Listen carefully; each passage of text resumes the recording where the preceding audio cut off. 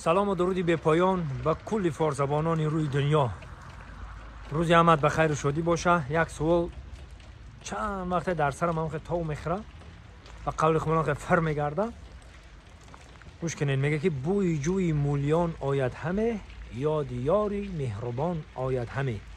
خیر گیامود از رشته های او زیری پایان پرنهان آید همه، هنگی ما را تامیان آید همه، میر ما است و بخارا آسمان شاه نزدت مهمان. خیلی خلاصه گپ همونی شعر میدونیم و یک گپ که این شعر تمام فارس زبانان روی دنیا میدونن. در کجایی که زندگی میکنن این شعر میدونن که سردفتر ادبیات کلاسیک تاجیک آدم شعرا عبدالله رودکی نوشته. این همون میدونیم. سوال نقطه در همیه که همین بوی جوی مولیان، همین جوی مولیان در کجای تاجیکستان است.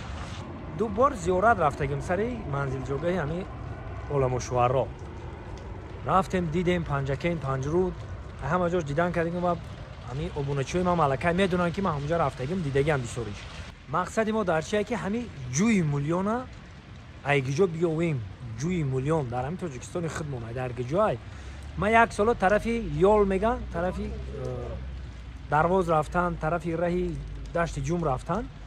یک جاده جوی نه دریای مولیو میگن یا مولیو گفتن یا مولیان گفتن. با همونجا بحث کردیم برای چی ما بسیار جا میرم بحث میکنم.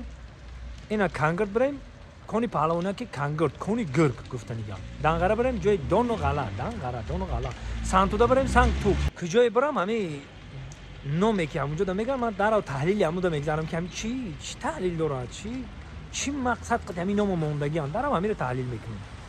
همین جوی مولیون کافته افتان در کار برادرم. ایگجا بیاویم همین دریاچه میلیون دریاچه بوی جوی مولیون آید همین میلیون.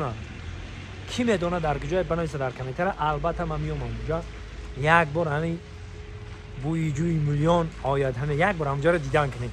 همون یول باشه همونجا باشه میریم. البته همونجا رو ما یک بار رفتگیم با میریم دیدن میکنیم. اونجا رو ما بناور میگیریم پیشکش شما میدم.